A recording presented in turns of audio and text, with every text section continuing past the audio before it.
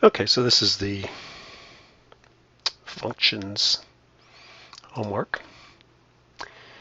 The first, basically, well, in the whole case, we're basically just evaluating functions, which means plugging in the values of x, or as a number, or sometimes we have variables like this one. So here's our first problem. F of x is 2x minus 3. So they're asking us to do f of 1.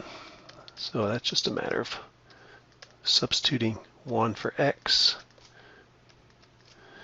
Then we have f of negative 3. So we substitute negative 3. And notice I put the parentheses in here to make sure I realize that it's a multiplication. If I just put 2 negative 3, then I would think I'm subtracting it instead. So then you have 2 times negative 3 is negative 6. So you get negative 9. And then this final one, when you have a function notation as such, what you do is for x, you plug in whatever's in here, even though we're using x again. So, we could use another variable, but so what we do is, just like here in parentheses, we plug in negative 3. Here we put in x minus 1 instead, and then we simplify it. So we're going to multiply everything out and then simplify as such. So we're going to do that for a couple problems here. So we've got v of r is 4/3 pi r cubed. So we're going to do v of 3. So we get 4/3 pi 3 cubed. And again, the whole idea is to evaluate the, not just leave it as this, but to evaluate the numbers and simplify.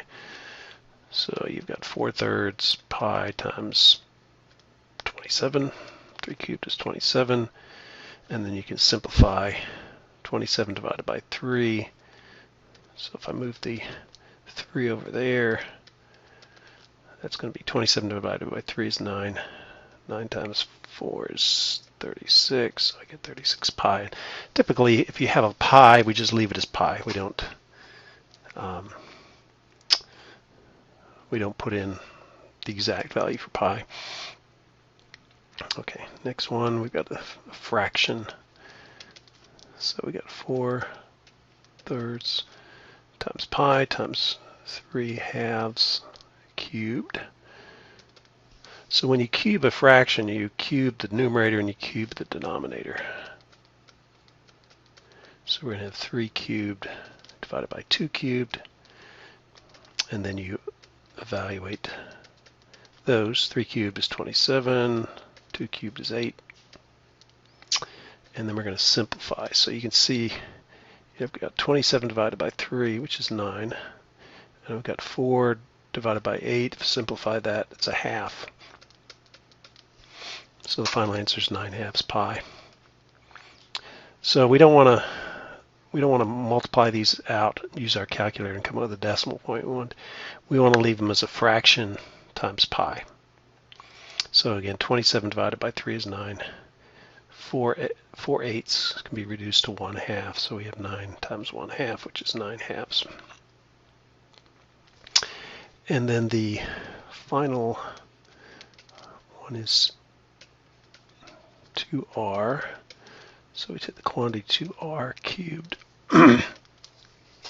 So just like here, you cube each term in the fraction. You cube each term. So you get 2 cubed times r cubed. These are just using the properties of exponents that you should remember. I've remembered. Then here, 2 cubed is 8. R cubed is r cubed. Can't do anything with that. And then we multiply these together to get a single fraction. So you get 32 over 3 pi r cubed.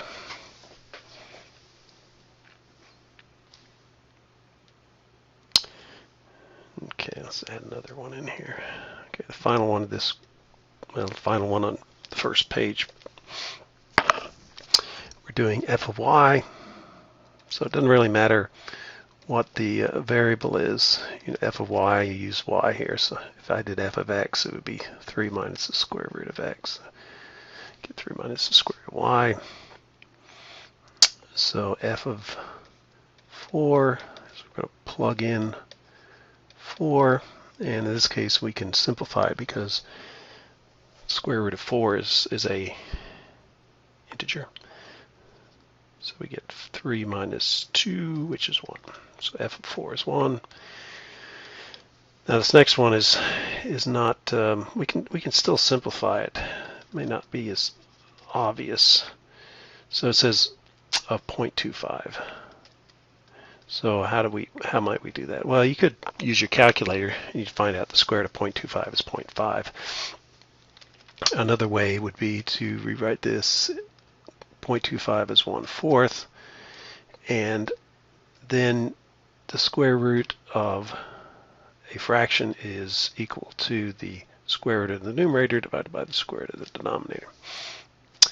And then now we have no more square roots, so we can combine this two. And if this didn't simplify down to a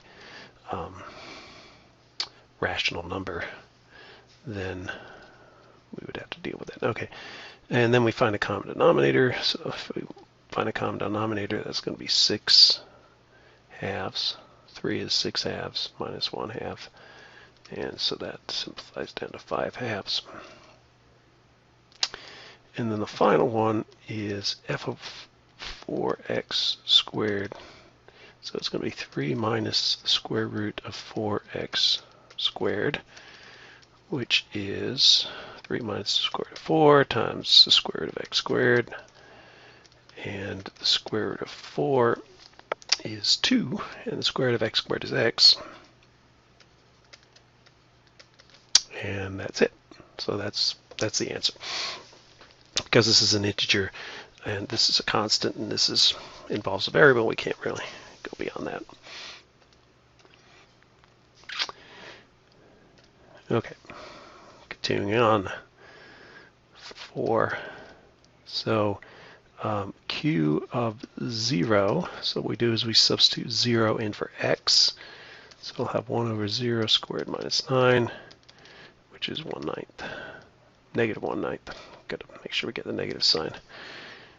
Q of 3 is going to be equal to 1 over 3 squared minus 9, which is 1 over 0, which is undefined. It's not equal to 100. It's not equal to infinity. It's undefined. Any constant divided by 0, any non-zero number divided by 0 is going to be undefined. So what that means is the function does not exist at this value. Okay, and then the final one is we're going to substitute in y plus 3. So you get 1 over the quantity y plus 3, quantity squared minus 9. And y plus 3 squared, use FOIL on that. You're going to put y squared minus 6y plus 9 minus 9. And you see the 9's cancel out, so I get 1 over y squared minus 6y. And theoretically, I could factor out a y. I don't necessarily need to do that. So either one of those would be fine.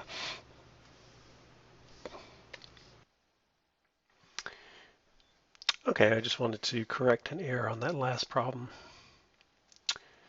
So the answer should have been 1 over y squared plus 6y, not minus 6y.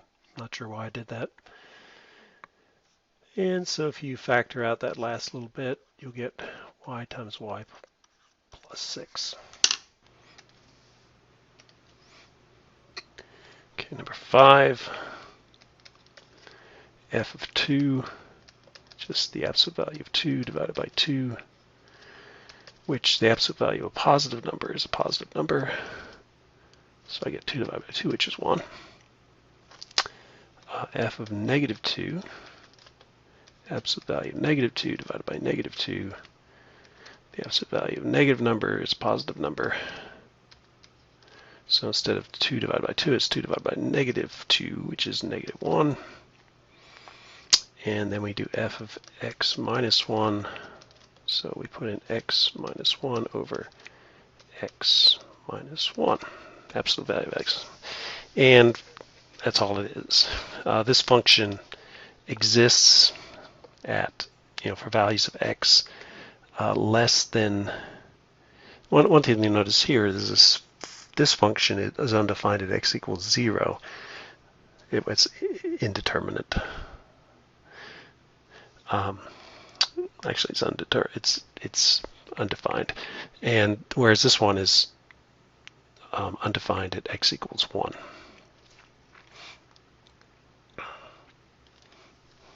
Okay, and then the last one. Okay, so the last one is one of these piecewise functions. So what you have to do, what do you have to do? Oh, yeah, we have to find out what we're doing here.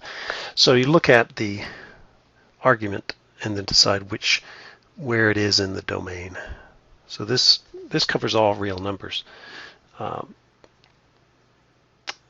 And we could plot it, but we don't need to. So f of negative 3, that's less than negative 2. So we use that. So we're going to take 4 minus 5 times negative 3. 4 minus 5 times negative 3, so that's 4 plus 15, which is positive 19. Okay, f of 4, that is here. F4 puts us in this part of the domain, so we use this equation. So it's going to be 4 squared plus 1, which is 16, plus 1, which is 17. And then the final value of x puts us in this middle area between negative 2 and positive 2. So the answer is just 0. So that's how you work these piecewise functions. You find out what value of x you have, where does that fit in, which one is applicable.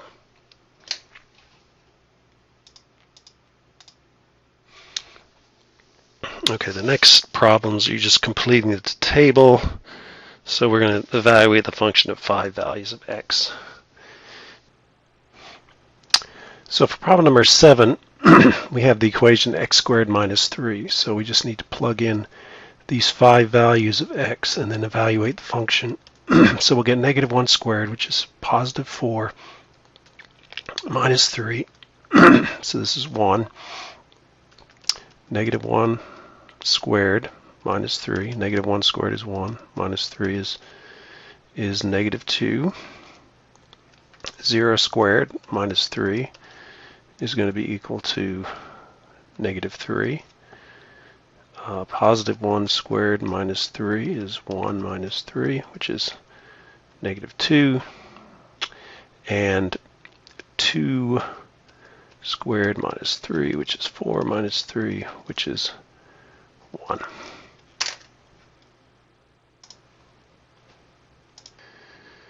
Okay, now I plug this in, and the domain is all x is greater than or equal to 0, because if you used anything, x is greater than or equal to 3. If you use any number less than 3, you'll get a negative argument, which can't take the square root of a negative number and get a real number. So this is going to be the square root of x, which is 3, minus 3. Square root of 0, which is 0. Then you have the square root of 4 minus 3, which is square root of 1, which is 1.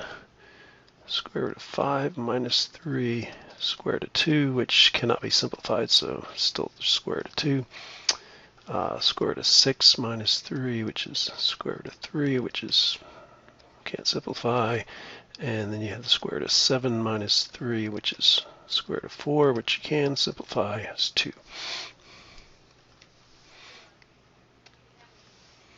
Here we have absolute values. So you're going to have 1/2 times the absolute value of 5 plus 3, or negative 5 plus 3, which is 1/2 the absolute value of negative 2, which is going to be 1/2 times positive 2, which is 1.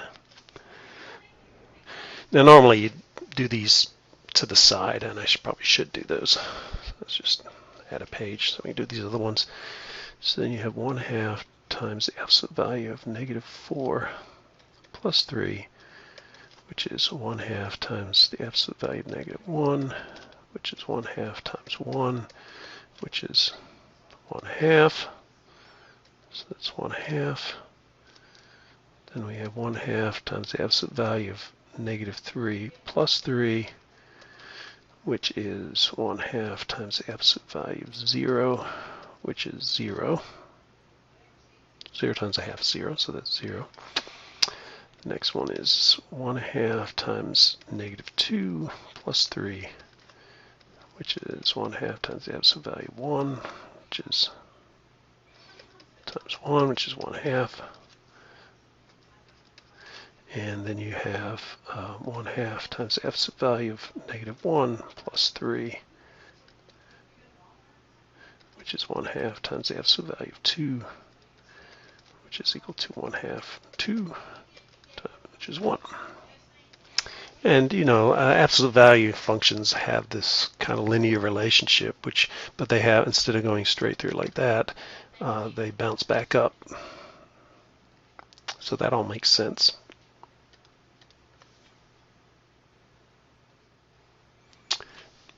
And here's another absolute value function. And what's going to happen is at s equals 2, you get this undefined. So you notice they don't ask you to calculate it at 2. So f of 0 equals the absolute value of 0. The absolute value of 0 minus 2 over 0 minus 2. So you get the absolute value of -2, which is +2. And so you get, you know, these kinds of things where you have the same expression, but one's absolute value and one's not. It's either -1 or 1, except when s equals 2 in this case, and it's undefined. So this one's going to be -1. And so, you know, thinking about it, any number that's less than 2, it's going to be equal to -1. And any number greater than 2, it's going to be +1. So this is less than 2, this is greater than 2. I'll just show you one example. So let's say it's 3/2. So you get 3/2 minus 2 absolute value, 3/2 minus 2. So here you get the absolute value of -1/2 divided by -1/2. But the absolute value of -1/2 is 1/2. So you get the same number in the numerator and the denominator, but one is positive, one is negative. So you end up with -1. If you do the same for 5/2, what will happen is this will be positive and this will be positive. So the whole thing turns out to be positive.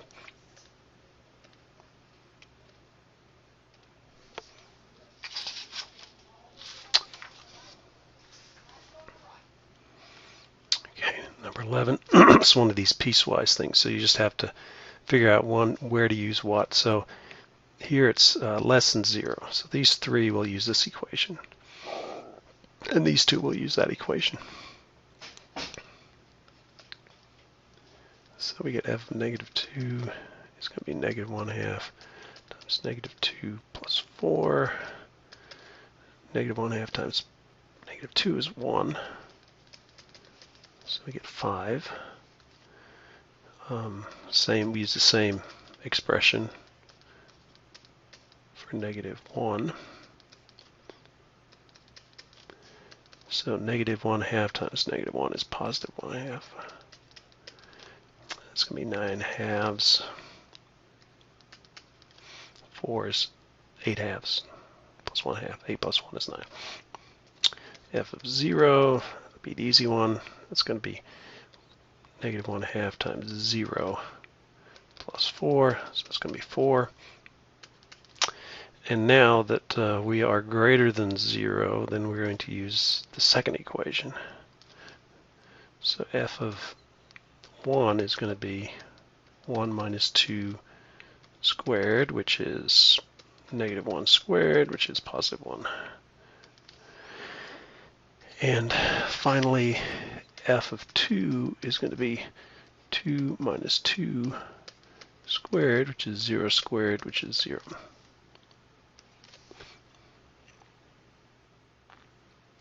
Now, I don't know if this is continuous. If you think about at 0, this is equal to 4, and at 0, this is equal to 4 also. So it's what we would call continuous, that it doesn't have a jump in the value. This transition point gives you the same value. It doesn't always happen that way. Sometimes you can have a jump. So the same thing here. When x is less than 3, which is these two, we use this equation. When x is greater than or equal to 3, we use that equation. So h of 1 is going to use this equation, so it's 9 minus 1 squared, which is 8.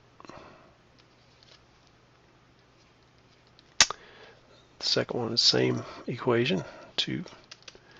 So you get 9 minus 2 squared, which is 9 minus 4, which is 5. At 3, we're going to use this equation because the equal sign's there. So h of 3 is going to be 3 minus 3, which is 0. h of 4, now we're in the domain, this part of the domain. So we're going to use 4 minus 3, x minus 3, which is 1. And then finally, you've got h of 5, which is going to be, again, in this domain, part of the domain, so you get 5 minus 3, which is 2.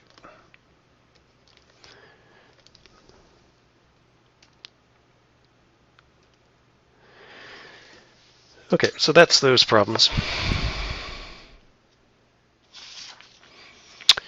And then oh yeah, we do have 18. So the next one is looking at the domain of these functions. So the domain of polynomials is all real numbers. So the way you would do that is you would just say, domain is going to be from negative infinity to positive infinity. Key thing here is you can never equal infinity, so you got to leave these inequalities. Now, this is a rational function, and rational functions are good for all real numbers unless the denominator equals 0. So what we could say is, you could say all real numbers except x does not equal 0, because if you let that go to 0, it's going to be undefined. Another way of looking at it, you could say t is going to be greater than negative infinity and less than 0, and t is going to be greater than 0 and less than positive infinity. So you see that it doesn't include 0. That's kind of implied.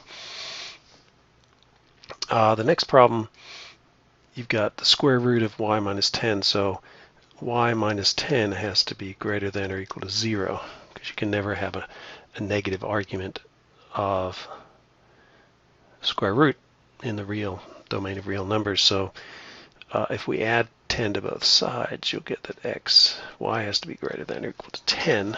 And as long as y is greater than or equal to 10, this argument is positive. Okay. Now here, it's kind of a combination of two rational functions. So x can't be 0, and x can't be negative 2. In both cases, you end up with dividing by 0. So the way we would do that is you could, again, we'll do two ways. All real numbers except x does not equal 0 and x does not equal negative 2. Or you could say the domain is from negative infinity to negative 2, negative 2 to 0, and 0 to positive infinity. There's also that notation. We could say, all of these inequality things, you could use the parentheses. So you'd be negative infinity, comma, negative 2, negative 2, comma, 0, and 0, comma, positive infinity. And because I'm using the curved brackets, that means that it doesn't include the endpoints here. Now this 17, you've got two things you got to worry about. So for 17, s minus 1 has to be greater than or equal to 0, and s cannot equal 4. So if we solve this for s, we'll get s has to be greater than or equal to 1, and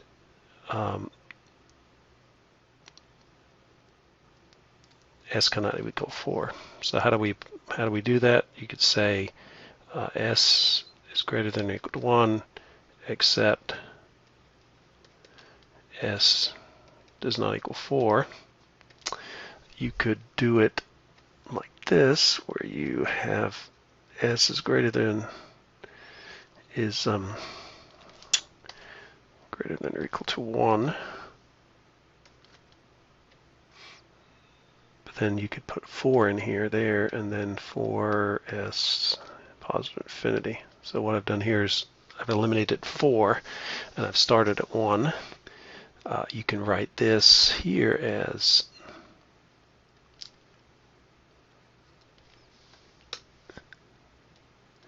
put a square bracket 1, comma 4, curved bracket 4, comma positive infinity. So those are 3 ways to look at that problem. And then the final one is this, same kind of deal. X squared minus 9 has to be greater than or equal to 0. X squared has to be greater than or equal to 9. X has to be greater than or equal to plus or minus the square root of 9, which is plus or minus 3. Well, that's a little misleading. That's not true, actually. What you have to have in this case is x has to be greater than or equal to positive 3, and x has to be less than or equal to negative 3. So these squared are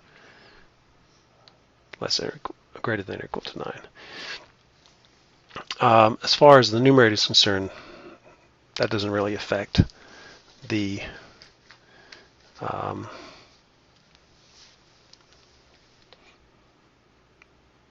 domain, and in reality this is true for the square root, but we can't have it equal to 0 because then we'd be dividing by 0. So you got to take those equal signs. So basically the bottom line here is that you could say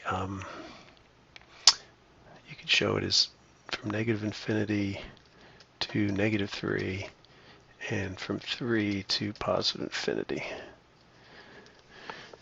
So it can't be equal to negative 3 or positive 3, because that makes this go to 0, which makes the function undefined. But it can't be between negative 3 and positive 3, because if that's the case, you get a negative square root. So that's one way of doing it. There's no equals signs here, so they would be round brackets, curved brackets. So it would look something like this as an alternative way of showing the domain.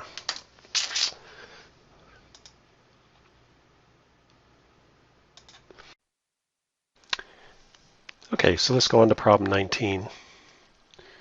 So we have a square root function, and remember the domain of the square root function is that the square root has to be, argument of the square root has to be greater than 0. So what happens is x plus 5 has to be greater than or equal to 0. Or if we solve for x, we'll subtract 5 from both sides. We'll get x has to be greater than or equal to negative 5. So that's one way of representing the domain. This second one doesn't affect the domain, it affects the range. So the range would be from 6, y equals 6 to, f of x equals 6 to f of x equals infinity. Anyway, back to the domain. So this is one way of writing it. Another way of writing it would be negative 5 x is greater than or equal to negative 5 and less than infinity, using this type of notation. It's going to go from negative 5, including negative 5. So you have the square bracket, so you have negative 5 comma infinity with a curved bracket. Okay, so that's 19. And so that's what you do anytime you have a square root. You'll set the argument of the square root, the thing that's under the square root, as being greater than or equal to 0. Now the next problem is a polynomial, and for polynomials,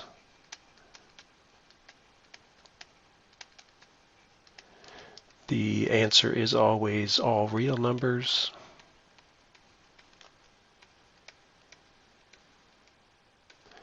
You can do from negative infinity to positive infinity. Again, you don't use the equals, or you could use this set notation here. So those all mean the same thing. So a polynomial is just, there's no fraction, there's no square root, it's just the variable raised to various powers. Now, positive power, so you wouldn't have, if you have a negative power, then that's going to be different. So for polynomial, these powers have to be positive. Here you have 3 positive, 1 positive, 0 positive. Okay, the next one we have is a rational function. And, you know, the mistake a lot of people make is they think that the numerator has something to do with it, but it's really the denominator. So anytime you have a rational function, you say that the denominator cannot equal 0. So the denominator is x minus 1. So again, if we solve for x, we'll get, we'll add 1 to both sides, so we'll get that x cannot equal 1. So one way you could write that is all real numbers except x cannot equal 1. You could do it this way. You could go from negative infinity to 1, and from 1 to positive infinity, but it can't equal 1. Or you could write it as negative infinity comma 1, 1 comma infinity using these curl brackets. So that's a simple polynomial. Here we've got a polynomial that can be factored in the denominator. So we still have to have x squared minus 5x minus 6 cannot equal 0. What happens is when x equals 0, or when the denominator equals 0, you divide by 0, and that would give you an undefined result. So if you can factor this, then you're going to have values of x that are not in the domain. If you can't factor this, then you don't have to worry about it. In this case, you can factor it. So if you factor it, you get x minus 6 and x plus 1 cannot equal 0. So this product cannot equal 0, therefore x minus 6 cannot equal 0 and x plus 1 cannot equal 0, because if either one of these is equal to 0, then the product equals 0. So you get x cannot equal 6 and x cannot equal negative 1. So again, once you do that, you could say all real numbers except x cannot equal 6 and x cannot equal 1. That'll make the denominator equal 0. The other two ways of doing it would be negative infinity x, and you choose the more negative one to go first. Then you go from -1 to +6, and finally from +6 to positive infinity. So that's saying the same thing. It's every number except -1 and +6. And then in this notation,